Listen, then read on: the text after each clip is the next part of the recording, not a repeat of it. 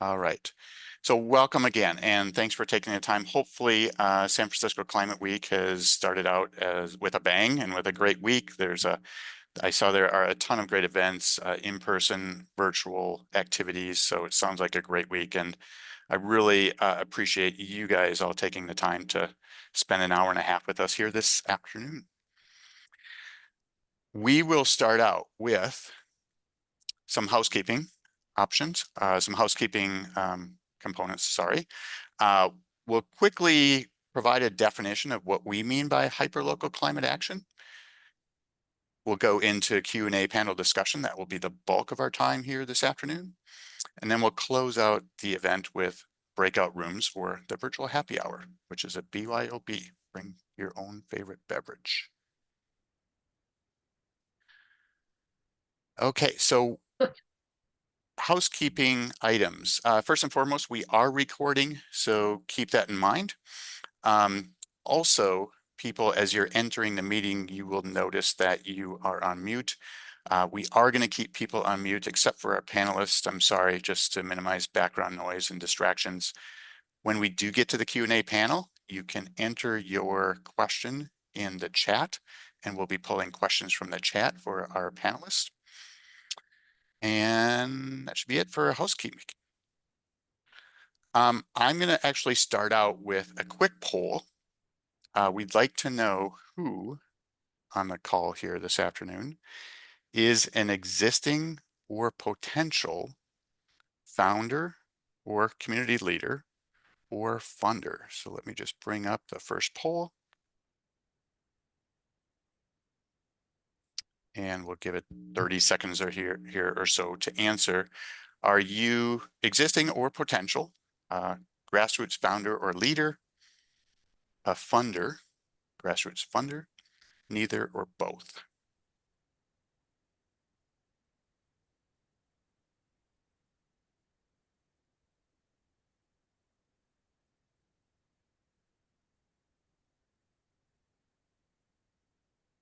For those people that are just joining, we've got a poll where we're asking whether you're a grassroots founder or a leader, a funder, neither or both.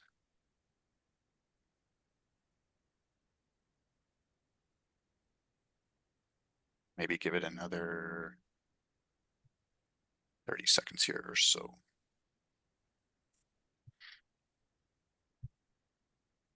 Looks like the answers are slowing down. Again, if you're just joining us, welcome to our event this afternoon. Okay, let's close the poll, share results. So you can see that roughly half are grassroots founders or community leaders. 2 of you are funders. Some of you are neither, and some are both. So thanks for sharing.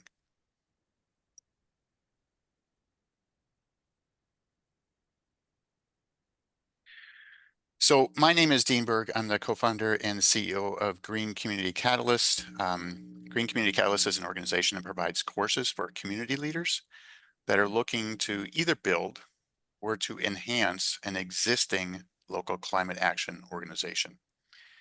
And we work with funders that are trying to understand what these local climate action organizations are looking to fund and what could be most beneficial to them. I want to start out by just sharing a definition of what we mean by hyperlocal climate action at Green Community Catalyst. And there are certainly different definitions out there, and certainly different organizations with different missions, but at least to provide a foundation or a baseline for the panel discussion, or at least the start of the panel discussion, I want to share what we see as the definition. So first and foremost, it's an organization that is focused on empowering residents to take either individual and collective action. I shouldn't say either. It's to take individual and collective action.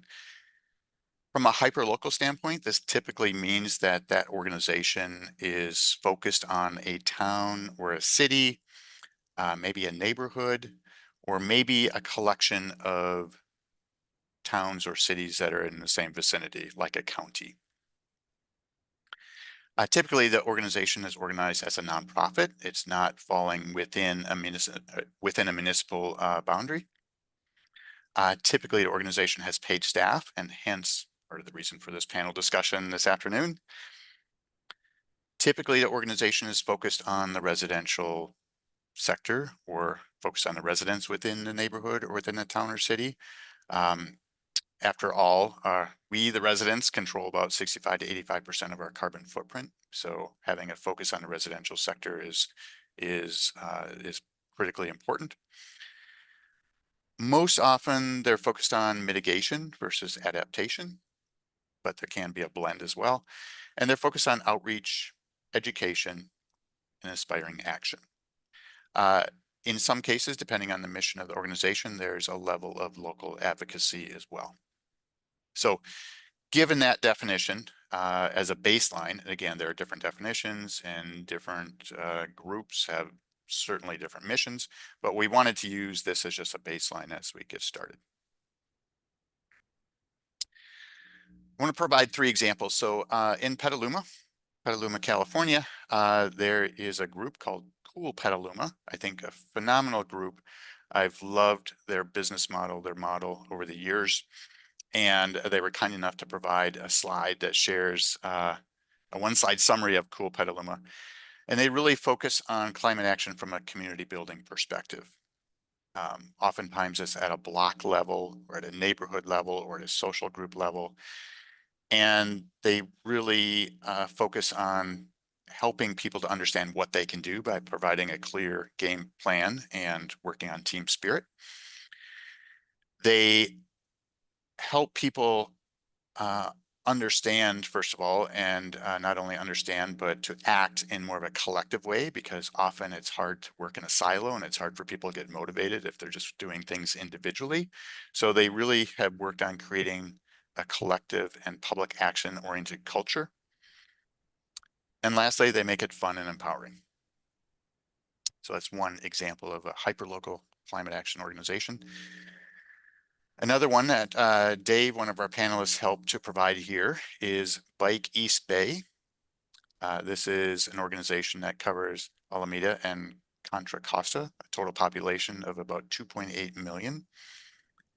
They have 14 staff people, almost a $2 million budget, $1.9 million budget, over 2,100 dues paying members, over 700 volunteer hours, over 1,500 bike education students, and they provide valet bike parking at 62 events. They've worked with community members to create 30 new protected bikeways, which is phenomenal. And they're driven by values of mobility justice, shared leadership, local organizing, care and support, and fierce joy. I love that one. And lastly, flipping to the East Coast, Green Beverly is an organization in Beverly, Mass, which is about 20 minutes north of Beverly, north of Boston. The city has a population of about 40,000 people. The organization is a nonprofit that has roughly 11 active projects and programs working in tandem or in parallel. And these projects range from food diversion, urban agriculture, pollinators, energy efficiency oriented projects, electric vehicle chargers, waste reduction, and local business sustainability. They host or participate in more than 20 events annually. The organization is 4 years old with 24 staff people, 16 of them paid, and an annual budget of $650,000 a year. So those are just 3 examples of hyperlocal climate action organizations. So with that, we're going to flip to our second poll of the afternoon. And in this poll, it's primarily focused on the founders and community leaders in the room. And we're going to ask of the founders and community leaders in the room, what's your status? Are you part of an existing grassroots organization? Would you like to start a grassroots organization? Are you trying to find your local organization, or none of the above, which means you're a funder or play some other kind of a role?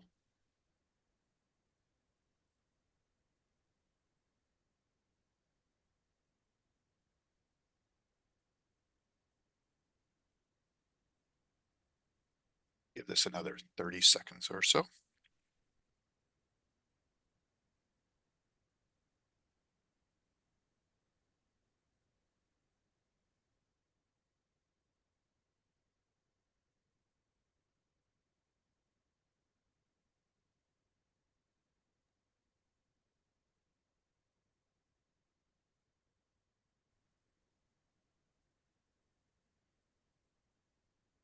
Okay, well, let's share results here.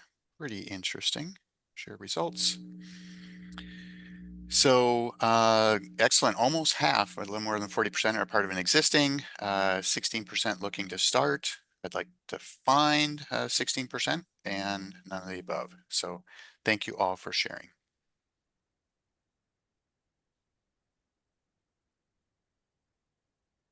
Okay. Without further ado, I would like to get into our panel discussion. So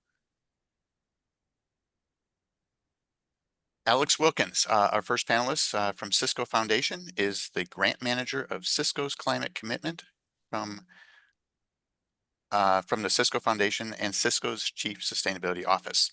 Through strategic funding, Alex supports organizations that are working toward climate resiliency in vulnerable communities worldwide. Ciara Remerscheid is with Shortlist Futures. Ciara is the director of Shortlist Futures, where she leads impact strategy and partnerships to drive inclusive growth in Africa's green economy. With over 8 years of experience spanning philanthropy, international development, and climate innovation, Ciara brings a hybrid perspective to this panel, having worked closely with both funders and grassroots entrepreneurs. David Snyder is a 3-time nonprofit founder. David is a lifelong social justice activist, mostly in the field of transportation policy. He was the founding executive of the San Francisco Bicycle Coalition, Transportation for a Livable City, now Livable City, and the San Francisco Transit Riders Union. Diamond Spratling, Girl Plus Environment. Diamond is an award-winning climate disruptor, children's book author, and global public speaker. With over a decade in the environmental justice movement, she is redefining what it means and looks like to be a climate activist. Diamond is the proud founder and executive director of Girl Plus Environment, the national nonprofit that has raised over $700,000 to ensure Black and Brown women are leading climate and environmental policies, decisions, and innovative solutions. Indy Rishi is the community educator, a champion of the working class, a community educator, and a chief pollinator. California Donut Economics Coalition informed his policy work and regenerative civic engagement.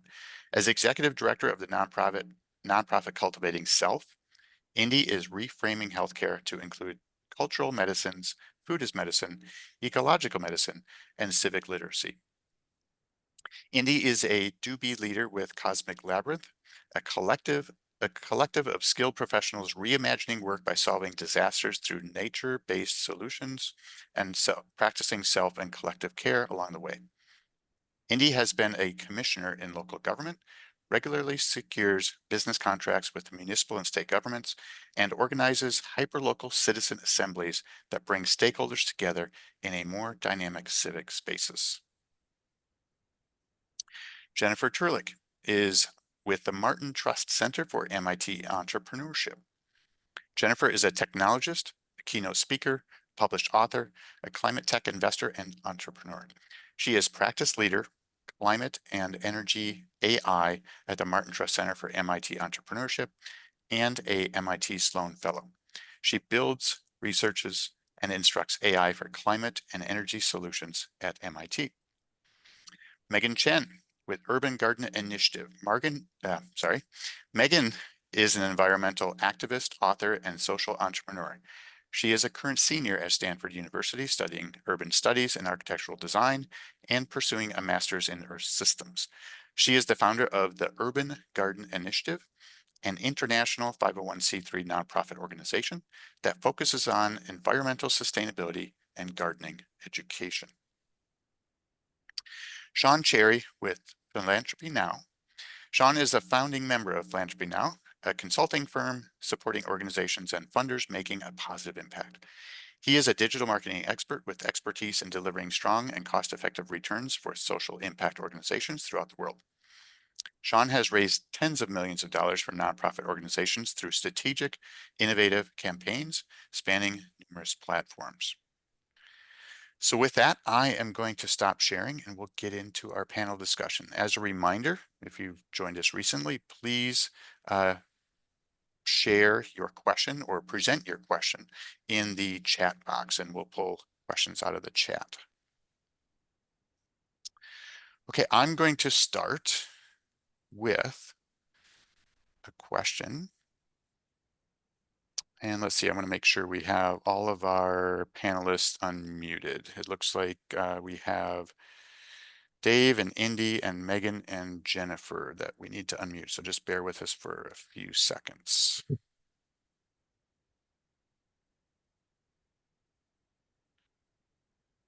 And then I'll pose the first question.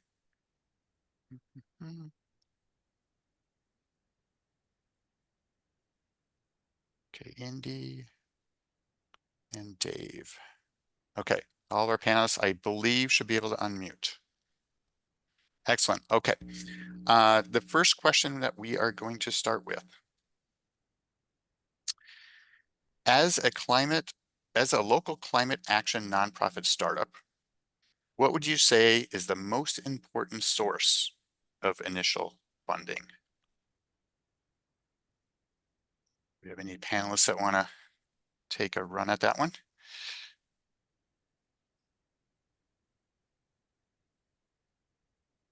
Megan, go ahead. Yeah, I can kick us off a little bit.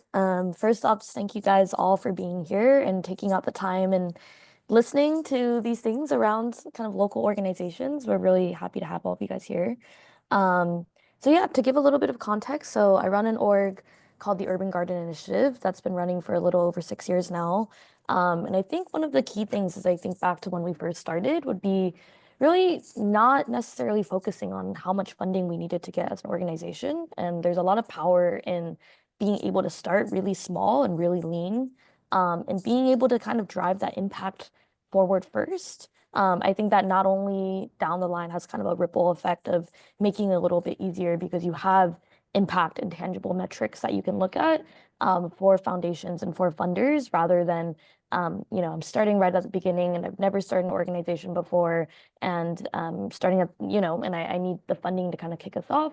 I think there's a lot to be said, at least in kind of the food system space that I'm working in, of receiving a lot of different donations from different gardening organizations with extra pots or seedlings or soil that they might have had. And originally we were largely run on mostly volunteers that were helping to teach a lot of our workshops. And over time that kind of grew. And in the beginning, I think as a founder, I was wearing a lot of different hats and, working on our website and doing our social media, et cetera. But then after we were able to kind of launch those first workshops at a few schools, running on a pretty lean budget, after that, we were able to start applying for some local grants and eventually, national and international grants and working with larger foundations. But don't be afraid to start, I guess, is the main takeaway there of, working on a really lean budget at the beginning. Excellent. And Dave, I see that you have your hand up. Yeah, I think obviously everybody's circumstance is different, and you might have an answer to this question that applies to you uniquely. But no matter what your main funding source is, whether it be corporate sponsors or foundations or individuals, it's all about relationships. It's even with foundations, it's about relationships. And therefore, the most important thing you can do in the beginning is build up a network of people who care enough about your work to give you a little bit of money. So I would answer individuals, even at the small donation level. Your most of your money is going to come from a few people who give you a lot, but you're going to find those people thanks to your large network of folks who will include a lot of very small donors. So build up your movement, get lots of small donors as a first step is what I would say. And what if I could just ask a quick follow-on question on that? And then I see Diamond, you have your hand up. How would you define a small donor? Anything. Anything. Okay. anything. Yeah, 10 seriously. bucks. Yeah, Okay. yeah. You know, it's got to be something, so you know they care. You Yep. got to ask them for something, but you know, it's going to be different for everybody how much it means. You know, how much a donation means to them. So. Right. Perfect. All right. Diamond. Yeah, I'll just quickly jump in here. And my organization has also been around for about 6.5 years. And I think one of the things that we were so delusional about when we first became 501c3 was that we would get funds thrown at us left and right. And that was not the case. And I'm sure other people can also attest to this as well.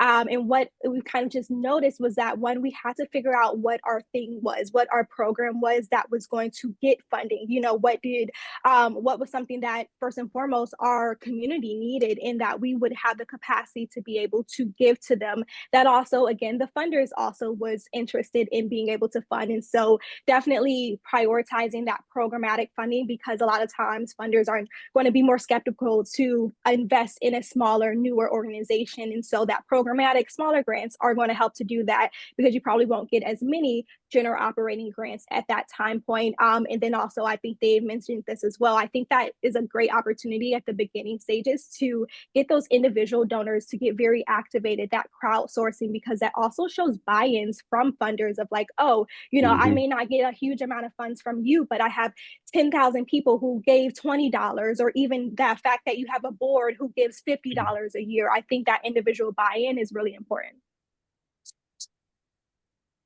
Excellent. Very good. Sean. Yeah, What do you think? I mean, just on that same note, I agree with just exactly what Diamond was saying. Like the key is to really just cast a wide net. In my experience working with nonprofits, a lot of the most underrated ways I've found really high net worth individuals is just on a local level, allowing people to just you know, flooding different channels, including like Facebook, Instagram, TikTok. And in my previous experience, I actually was able to acquire a $1 million annual donor that just randomly saw an ad on Facebook, and it really changed the trajectory of the organization I was working with at the time. That they just happened to be scrolling. So I would just kind of add to that and just say that you really never know who's going to be interacting with you in a given situation based on whatever you put out there. Excellent. Good. Very good. Ciara. Yeah, I was gonna just building off all of this. I think that's all accurate. And maybe one thing you can do to sort of help yourself is I don't think it requires, building a giant list of different types of collateral, but just having sort of short decks, small one pages on your impact, demonstrations of photos of projects you've done, all that type of stuff really does a lot to help you move the narrative, speak about authentically who it is that you're trying to serve, what this problem is that you're solving. And those types of things make it easier for those people in your network to further share. So if you can spend a little time as well, just creating easy documents like that, social media toolkits for your partners, all of that can really help just spread the word in a way that doesn't require a ton of extra effort on your part. So create easily shareable information. Love it. Yes. Good. Okay, we're going to go to question number 2, and I'm going to pick up off of something that Diamond said, and I think a few of you others touched on it as well, which was, if I interpreted it right, Diamond, aligning your program/projects with what funders or grantors are looking for. So the question kind of ties into that. How do you navigate funder requirements and preferences to successfully win grants is the question. How do you navigate funder requirements and preferences to successfully win grants?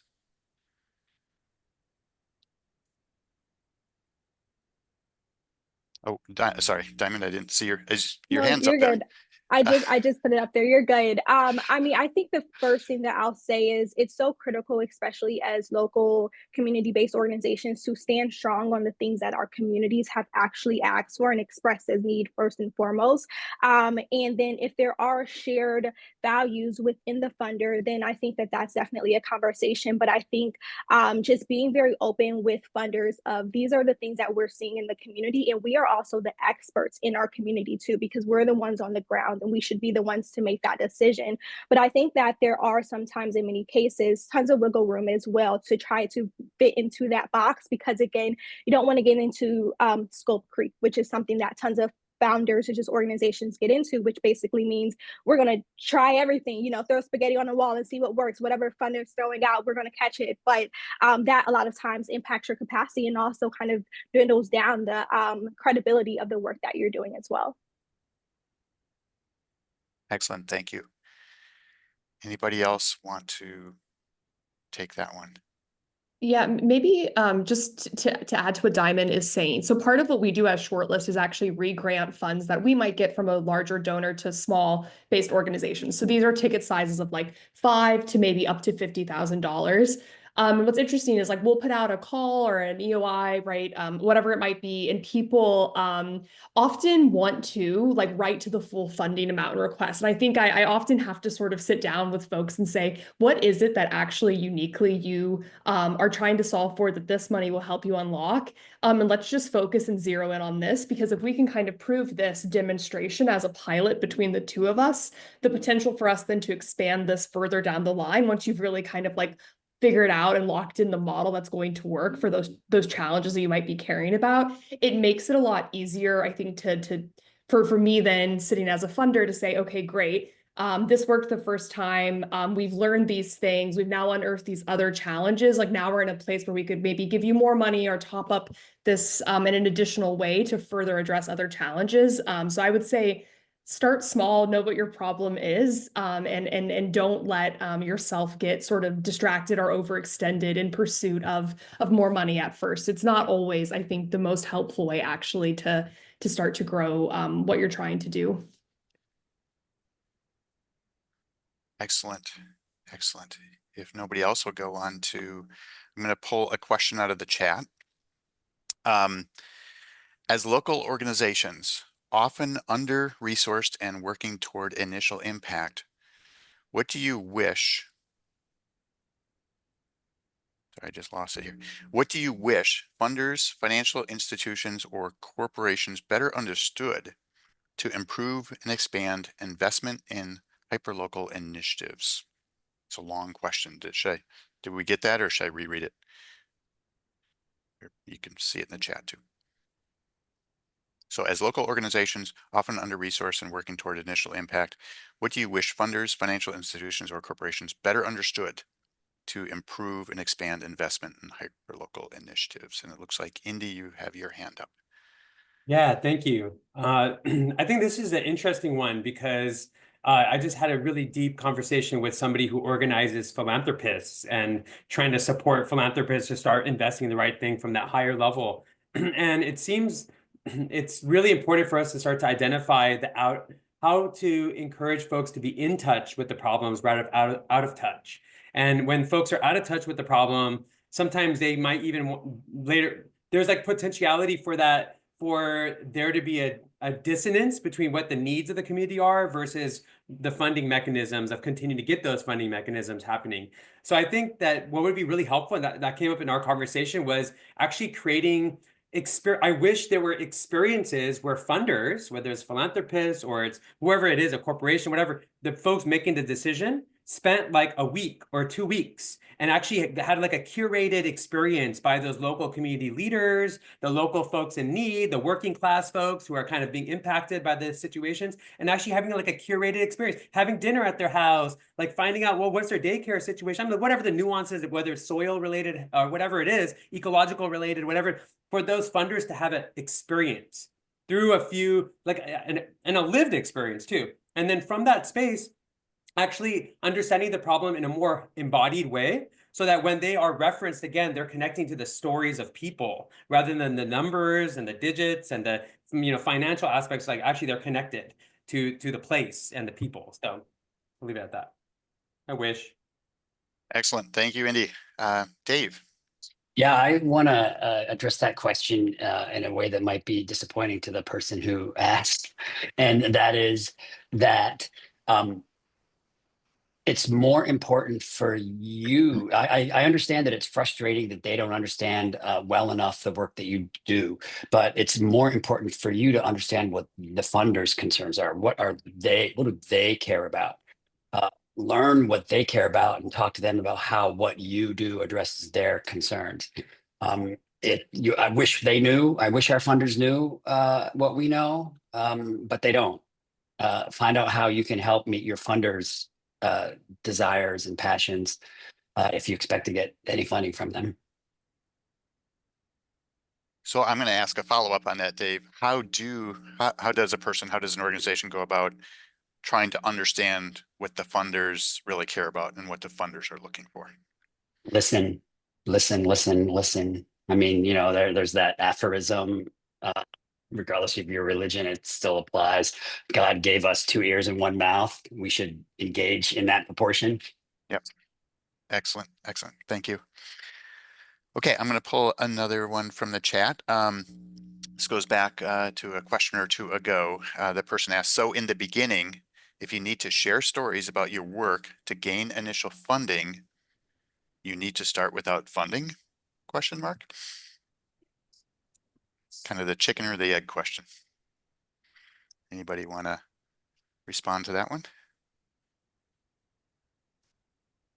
Yeah, I can jump in here. I think it's not a either or type of answer. It's not all organizations have to, start with promoting themselves in order to get funding, or that, you have to start with a large pool of funding in order to market yourself. I think we do live in an age where there are a lot of really free resources that exist, so it makes it a little easier for us to be able to start and kind of market a lot of our orgs. Of course, there's social medias there, starting a website a lot of times doesn't cost any money as well. Word of mouth, especially because we're working in these hyper-local contexts. And so I do think barriers to entry of starting with marketing, especially if you've been launching some initiatives and some programs, sometimes in some cases it's easier, but I've also seen many orgs that we've partnered with or that we've gotten a chance to work with, and they've started off, maybe they're coming from a different organization, already have a source of funding that they're working with to launch off their org then, and have had great success in kind of taking a lot of the previous success in marketing of maybe another org that they've started and use that to channel it into a future org that they're creating. And those case scenarios have also worked out extremely well. Great. Alex. Yeah, I'll build on this a little bit too. Let me lower my hand.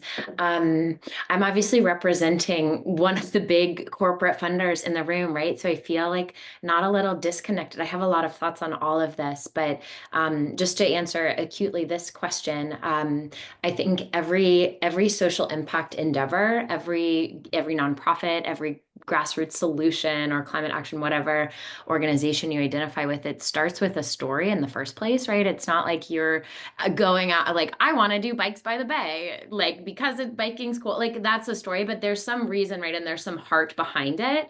And I'm not even gonna pretend like I know and want to touch the investment world, but like investing and founding, like all founders have some sort of story that they're bringing to that table. And so that's my, like, even if you're, don't have that tangible social impact that is proven or measured, or even, with shiny photos, there's still that heart, that story that resonates with people that want to also do good work on the other side of the table. Yeah. And seeing, and one other thing too, just to respond to something Indy said a moment ago. Obviously, so my background, I'm sitting in a corporate philanthropy role right now, but I spent 5, 6, probably closer to 8 years actually working at a very small nonprofit that was with 15 people. And so one of my challenges to some of my peers is hire those folks with that lived experience. It's a movement in the social impact space, but I find like I thought it was maybe I was a little insecure joining an entity as big as Cisco. Like I'm coming, my last role was 15 people of us.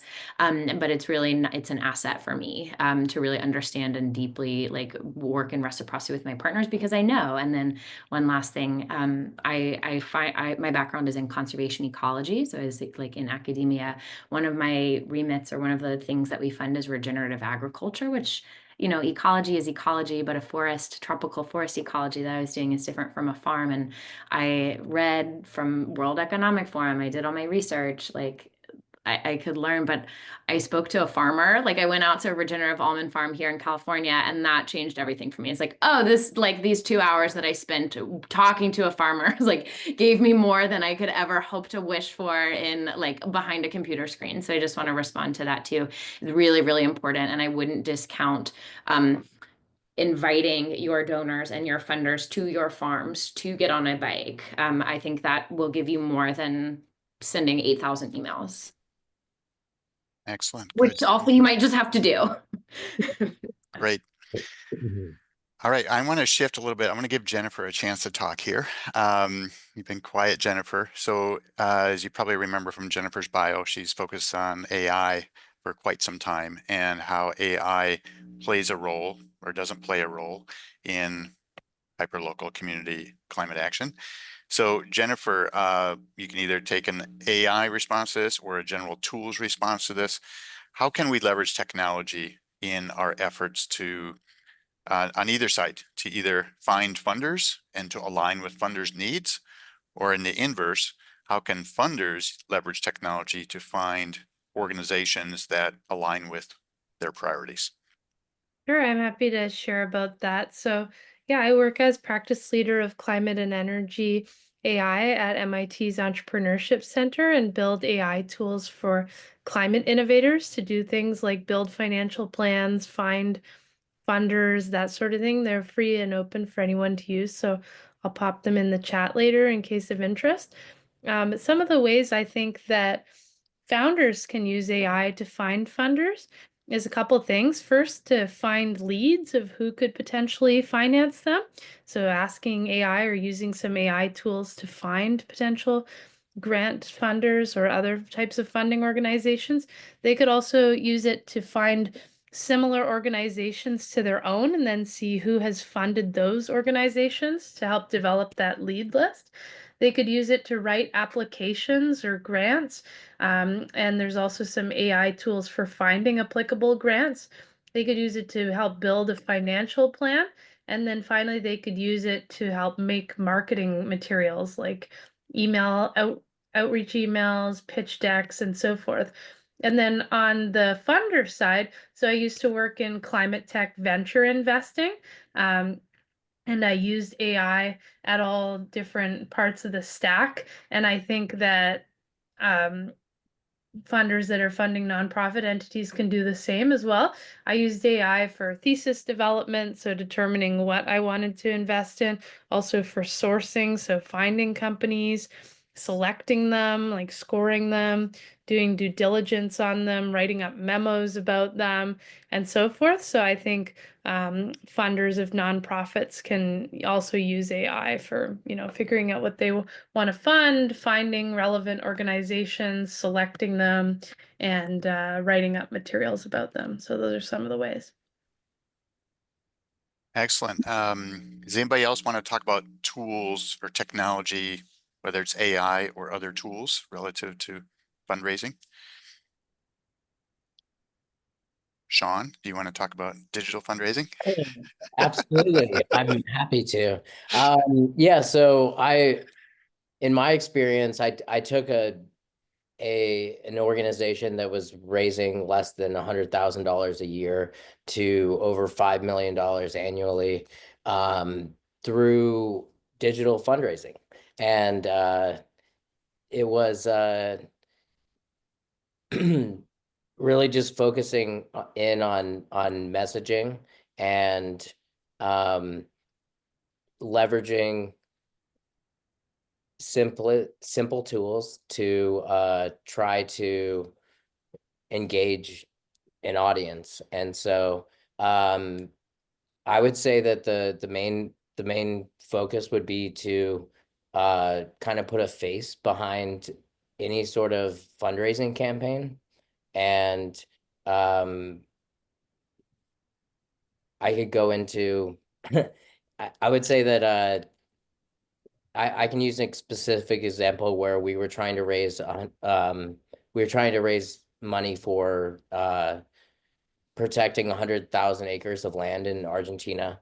And instead of going into the weeds of going into the metrics of why this land was important to fundraise for, pictures of grasslands, how it could have an impact, we focused on we put a face behind the campaign. And so that was raising money for the Indian cat. And so it's really bridging the gap between it's really bridging the gap between having a face where, like, okay, this is just a really cute cat, and it really allowed people to get into the idea of donating for something where they could really see what impact could happen. And then it kind of just exploded into a viral campaign that that they were able to quantifiably, see impact. That raised a lot of money. Yeah, absolutely. Yeah. Can I? Real quick, very similar to what Dave was talking about earlier, right?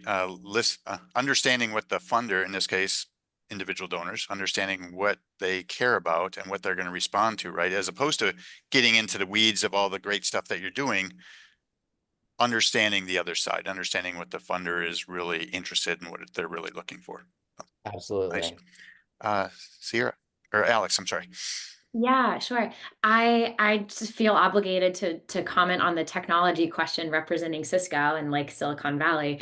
I think this also, and I'll make this quick, but I think this also gets to something that Sarah was asking in the chat, which is any tips on taking that next step after the initial, like, very small donors, like 10, 20, $100, $1,000 donors, and really growing and scaling and replicating the really good work that has already started to sort of be seeded at the really hyper local level.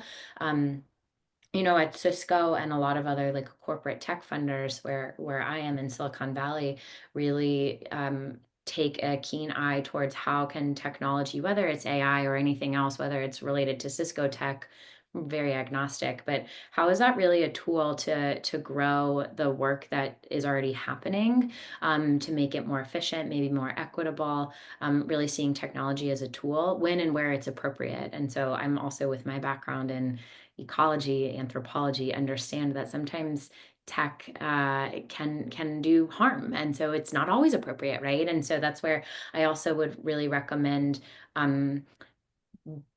not necessarily being really selective, but also understanding that a lot of partners or a lot of funders are partners too. So making sure that there's values alignment, there's partnership opportunities beyond just like a cash transaction. So it's selective and choosy, I think is good. And I will end on tying one thread back to the intermediary funder, where, right, Cisco, really quite big, have a hard time getting to those local, really hyper local solutions without being extractive, right? And that's what really wanting to avoid, is that sort of continued like extraction out of communities for that story or for whatever feel good opportunity and tax write-offs that we have, right? And so that's where there's been this big shift and movement towards really large donors going into those intermediary funders, like the Home Planet Fund, the Honnold Foundation, others in the clean energy space. There's a lot of them that do really good work, that are able to absorb those big dollars, provide some equity, provide that buffer from that really extractive impact metrics that a lot of old school sort of CSR approaches might ask for. So it avoids that extraction. So that's sort of two things in one: tech and intermediaries. Excellent. Thanks, Alex. For those that may have come in late, just a reminder, please pose your questions for our panelists in the chat, and we'll be pulling questions out of the chat. I'm going to pull another one from the chat. Hyperlocal orgs create social networks in communities, typically with a specialized focus, like active transportation, food recovery, etc. How could those networks be used to support other community needs too, and should they? Anybody want to respond to that one? I've got some thoughts.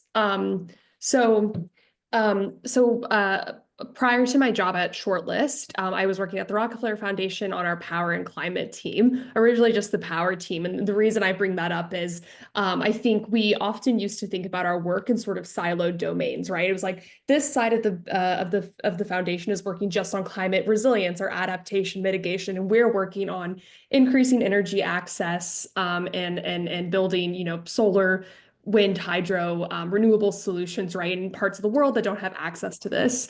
I think where we started to find a ton of leverage over time, and eventually I think better programs that are more sustainable, was by thinking through things like ag energy nexus programs. So for example, helping a farmer who might be in a drought afflicted area who does not maybe necessarily have access always to the type of information around like water table levels, like how can you help introduce solar water irrigation pumps, give them capacity, teach them. And just by way of example, I think here there's a lot that you can learn and leverage and actually use to enhance the type of work you want to do where there really is strong alignment. I think the first question for me would be, of those other orgs that might be sort of adjacent to you, where are they really value additive to you, and what together could you do that's like greater than the sum of your mutual parts, or independent parts rather. Great. Excellent. Anybody else want to respond to that one? Okay. Next question. I have a lot of good ideas that would contribute toward different SDGs, but I'm confused when it comes to building out a nonprofit around them because they are different from each other. How should I manage multiple potential nonprofit ideas? I'm one person at the networking stage. Jennifer. Yeah, I'm taking a class right now at Harvard Graduate School of Education where they talked about how to choose between various different projects, and they recommend the class is about scaling impact, and they recommend plotting the potential projects on a matrix in terms of impact and then ability to do the thing. So you could look for the projects that are the highest impact and perhaps start with those that are easiest to get going. Great. Yeah, Great and advice. I will just add on to that and say that I think a lot of it boils down to also what excites you the most, and like what of these problems is something where you can see yourself wanting to work on it really deeply and intensely every single day. It's just like starting a startup, whether it's for profit or nonprofit. None of this is a very easy journey, and there's a lot of different skills and tools and things that you'll have to learn. And I was just at an SF Climate Week event yesterday where we were talking about this more in the startup and for-profit setting. And around even when you have a lot of different ideas in a lot of different spaces, which is such a beautiful thing that it's really wonderful to be able to deeply explore all of those different passions as much as you can, fully and to the extent that you're able to. And sometimes actually the process of elimination of letting some of those ideas fester a little bit and take form, sometimes you'll realize, oh, maybe there's this other org that I could join instead because they already do work that is very similar, or oh, this is actually a very untapped space and I'm learning this in the process of diving into this other space I didn't at first imagine. And so I think that even exploration process can be really telling in a lot of ways, and letting yourself kind of take all of those directions without closing doors to start is a really great way to do that. Yeah, and I'll even jump on this one too, because I feel it's interesting when you start studying systems and you dive into systems and how and then you start like getting connected to government and like especially municipal government and like how the systems are so interconnected. I feel it's really important to also recognize like what's going to be effective? Like, I think we all need to, even anybody in the space, like whether we're at the top, we're funders or whatever, all the way down, what's working and what's not, what's going to be resilient, regardless of every 4 years who's elected or every 4 years any midterm. Like how can we build better systems of supporting the community and ecology? Like we might need to evolve, because whatever we've been doing is not it's not going faster than the destruction or the harm that's being caused to people and planet. So we may need to like be maybe more proactive about building alliances. And like, as we're creating our own nonprofit, our own initiative, how can we also build alliance with somebody who's maybe not in our lane, but it's also a part of the system lane, whether it's healthcare, or ecology, or financial systems, or education systems, or building systems. Maybe we need to build more alliances and be heartful about how can we actually create that systems change and that alliance or coalition or whatever you want to call it. I don't know. We have many words in Indian languages too. So what is that coalition or that connection, the constellation of organizations that can be for-profit, nonprofit, government, maybe some of them are just community, neighborhood, stuff. Like it doesn't have to be, but we do need to start reimagining how we build systems change or systems evolution or systems transformation. It might not be like we've done everything in the past. So just putting that out there. I want to just add a little bit here too. I want to pick off a couple things that you guys said. So Indy, on the alliance side, as if it's a hyper local community organization, right? Create the alliances throughout the community. Look for other partners in the community that are doing different things in climate today, and don't try to recreate the wheel, right? Partner with them, create those alliances, supplement them, fill gaps where things don't exist. To Megan's point, focus on what you're passionate about, and find that area within the community that hopefully another partner is not already covering. It's a supplementary thing. Find that area that is supplementary, that you're passionate about.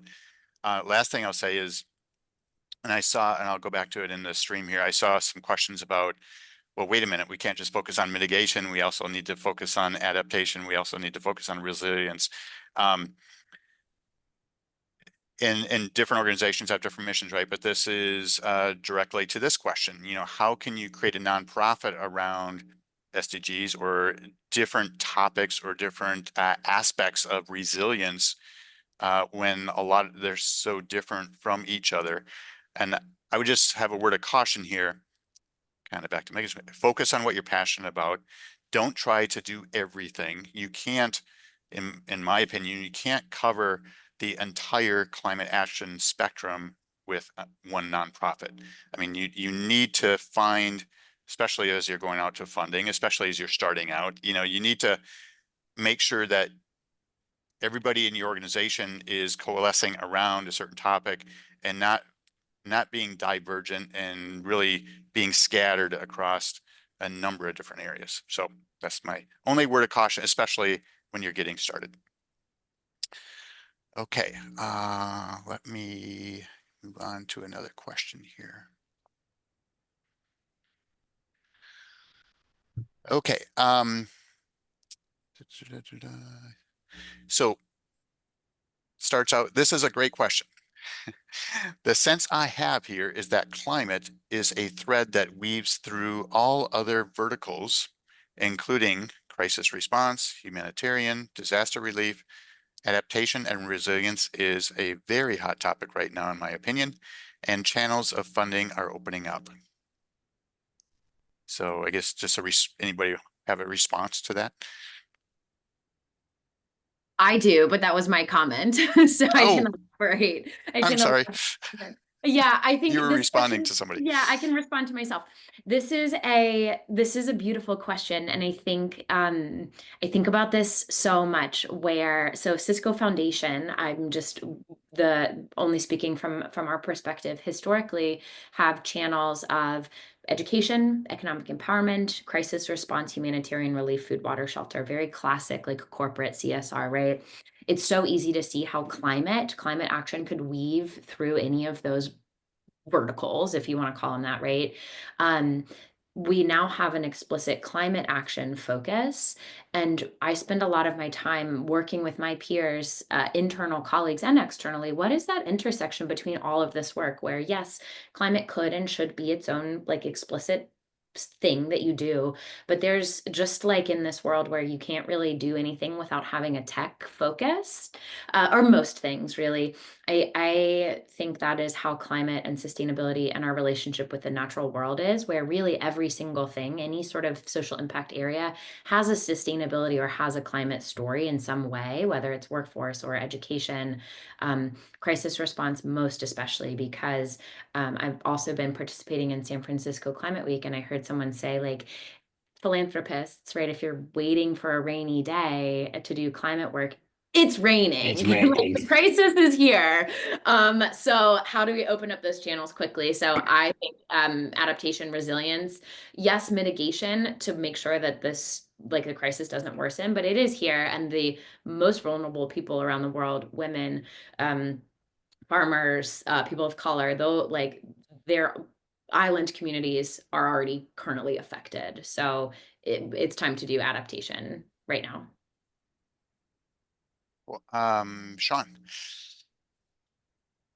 Yeah, so actually in my previous work when I worked for a large nonprofit, what I found in digital fundraising is that disaster relief was actually really one of the major catalysts for fundraising opportunities, sadly. But I just wanted to add to that from more of a fundraising perspective that there's when there's moments of chaos or crisis, it's if you can really pull in a donor to get behind a news specific action or any sort of, you really kind of can follow the news cycle to present a narrative online. And yeah, I just wanted to emphasize the fact that there would be times where half our annual budget would get raised when a disaster happened. And obviously, like, there was a lot of different support groups that made that happen, but just from a messaging standpoint, trying to frame the importance of the now, disaster kind of opens up the opportunity to really, for a common person to really understand what climate crisis can lead to. And from an environmental standpoint, that was our most effective way that we raise money. Cool. Okay, I'm gonna ask one relative to as a founder or a community leader of an organization that's looking for money. What kind of skills or staff do you need in your organization, and or how much time should the founder or the leader of the organization be spending on fundraising or development work? Kind of a two-part question there. I'm happy to jump in and at least answer the latter half of the question as a founder and executive director who does a ton of fundraising, whether I like it or not. But yeah, I mean, what I found is that is my role. That is my responsibility. I have to make sure that I can fund our staff and that they can work and get payroll every 2 weeks. And so my role is primarily doing things like this. I'm actually in LA right now. I'm based in Atlanta, and I'm never home because I'm always out talking and fundraising and networking, meeting with people, because ultimately, especially because I am the founder, no one can tell the story like I can. No one can talk about the importance of bringing funds into this work every single day. And so I'm the one who knows how to do that and speak that verbally, but I'm also, over these past 10 plus years have become really great at grant writing and being able to tell that story on a written paper as well. And so that has been very critical. Right now, we're a team of 5, so we're still small, and we've just hired on our very first deputy director a week ago, which was a huge deal for us. And so now that'll free up my capacity even more, so I can be even more out there to try to do some more fundraising, so that I now have someone to do the internal operations to run my incredible team, which some of them are on this call. So hello. So yeah, that's very, very important. But ultimately, I think just getting yourself uncomfortable and being anywhere and everywhere that you can be, so that your organization can be visible. Excellent. Well, good luck in LA. Anybody else on that? Okay, let me pull another one from the chat. For those in positions of influence who are doing their homework, what might you inform or what guidance would you offer a corporation to bridge the gap between independent learning and being, sorry, I've got a thing that's covering that, and being invited into lived experiences or trusted partnerships with local organizations? How might they build trust, minimize distrust, and demonstrate true I can't say the word. Reciprocity. Thank you. That was a long question. Did you guys get that? It's the best city in the world. Just remember that. Okay. Anybody want to respond to that? I mean, like, I'll jump in there, say what I feel when I heard that question was how important building culture is, and creating a collective vision with the culture, and having that culture be a part of your funder, the relationship you have with your funders. And maybe it's really important also to like have those conversations about visioning with each other. What is the collective vision, and creating that culture of but also maybe the culture of when I see that funder or I see that partner, I'm bringing over I'm making some fresh cookies, or like I got lemons in my tree, I'm sharing those. And sometimes it's building that culture of sharing our abundance with others. And maybe that evokes them sharing their abundance. Maybe it's sharing some of that good stuff too. But you'd be surprised at what happens, even if you just go to your local like city hall, and what kind of funding you can get from local policymakers who actually have a lot of discretionary funds, and they can make it available if we build those reciprocal relationships there too. I mean, I'm not taking to bribe them, but reciprocal relationships. Love it. Great. Anybody else on that one? Okay, I think we have time for 1 or 2 more questions, and then we'll switch over to breakout rooms and virtual happy hour. Any other? Okay, a question just popped up. What resources are available for video and storytelling for busy climate orgs? For example, our local tree org is busy planting trees and fundraising, etc. So what resources are available for video and storytelling for busy climate orgs? I can share Jennifer. some AI tools. So ChatGPT has gotten incredibly good at graphic design, which can be really helpful for storytelling. It used to have lots of errors in the text and everything, but now it doesn't have nearly as many. I've made some great graphics with 0 errors. And ChatGPT can also be good for developing storytelling angles or other forms of AI to help, figure out what is your hero's journey, or how do you want to share what you're doing. I have a quick one too. Like, this is a total hack, right? Is take really short video clips, like whenever, just invite whoever's a part of the organization or yourself, just do really like low-hanging fruit, short 3-second, 5-second of different things happening, but don't be stressed out about taking a long video or anything. A bunch of these short videos, and then in IG Reels, you can just click all of them in IG Reel, and it'll generate an AI. It'll cut it yourself, and if you put a song, it'll cut it to the song actually, and so IG Reel has that for free.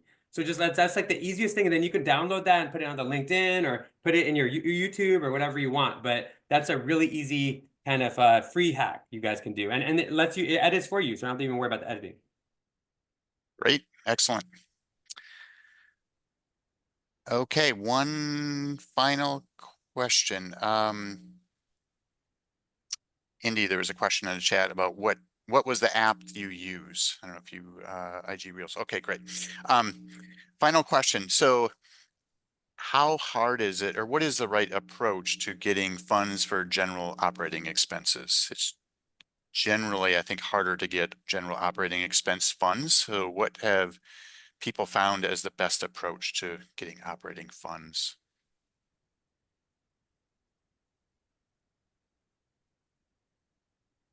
Diamond. I'll just jump in here quickly. It's difficult. It's very hard to do depending on what stage you are. And we actually just got our first big multi-year general operating support grant last year. And so I can tell you, I like fell on the floor crying of tears of joy. But I think that it really goes down to those relationships. And like, even when I go back every single year and look at the grants that we secured, especially general operating grants, it goes back to who did I know and who did I take the time to build relationships with in that foundation, who knows about the work that we do. And so I think that it's a lot more than just applying to a grant, but taking that step even beforehand and submitting an LOI, even if it's not required, or just setting up a call with the foundation so that they can really get to know the work that you're doing. And you can also show like, hey, I'm very serious and committed to getting this work. Excellent. Dave? Yeah, I just wanted to add that when you ask for funding for any project, include the general operating overhead. People don't want to fund general operating, but we know that you need to have money to pay rent, money to pay your internet service provider, and all that. Include that as part of the specific request, and ask for money for the social change you want to make, and include general operating. Don't ask for a general operating. Excellent And advice. I Go ahead, Alex. sorry to interject. I agree with all of this. I will also add, building off our conversation around communications and storytelling tools and things like that, builds that into the budget too. And like, if I'm reviewing a budget for an organization, even if it's like I mean, we do have design constraints around restricted funding, right? Where we are like, we know that it's just a general operating fund needs to happen, but like, what are those small steps that we can take there? It's building in those line items for communications and storytelling and networking, and that's it. It's not a bad thing to ask for. Excellent. Good. Good. Okay, I think we're gonna transition. So don't go away. We have breakout rooms, and all the speakers or all the panelists will be hanging around for a while. So let me share my screen again, and we'll roll into the breakout rooms here. Before we do that, we want to ask one more poll/quiz, and it's going to be related to funding sources. So let me pull up the quiz here. Okay. So which of the following are funding sources for local climate action organizations? Give us 60 seconds or so, and make sure you scroll all the way to the bottom.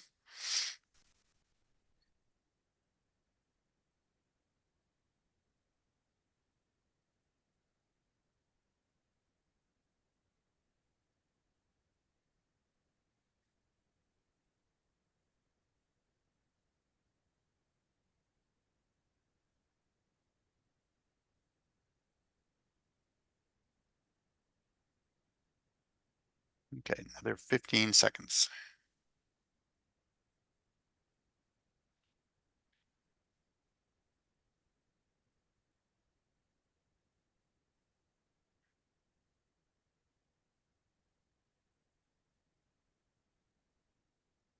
Okay, I'm going to close the poll.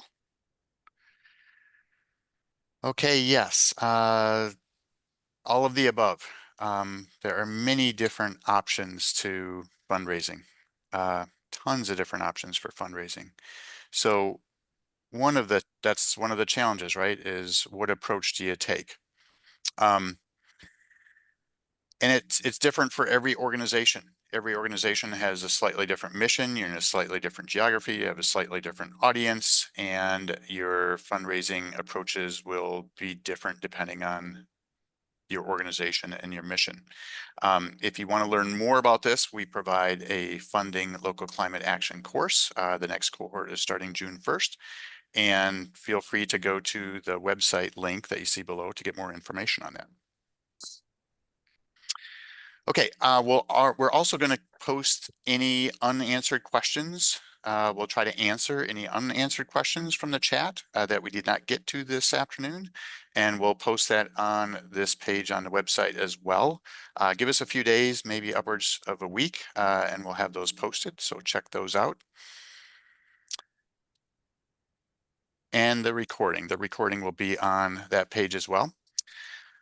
So let's shift into our virtual happy hour. Feel free to bring your beverage of choice. We have 8 rooms that are set up. We're starting with a theme for each room. This is not a structured conversation. If everybody in that room wants to talk about a different topic, that's perfectly fine.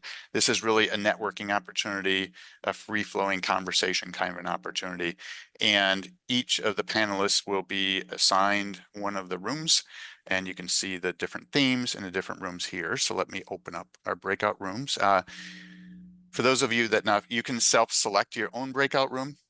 For those of you that are not familiar with that, you should see a breakout room button on your bottom tray or your bottom part of the screen. And I will open those up right now. We'll leave these rooms open for at least 30 minutes. If they're still going strong, maybe even until 1/2 past. So rooms are all open. Feel free to select the rooms that you want to go to.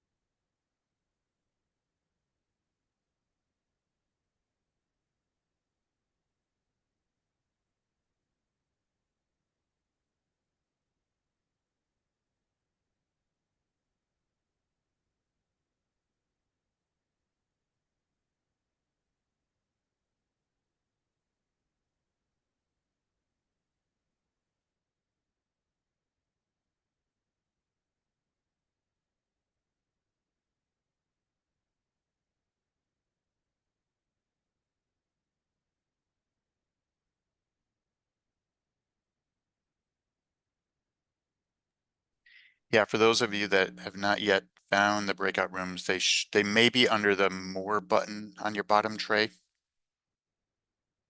Should say breakout rooms.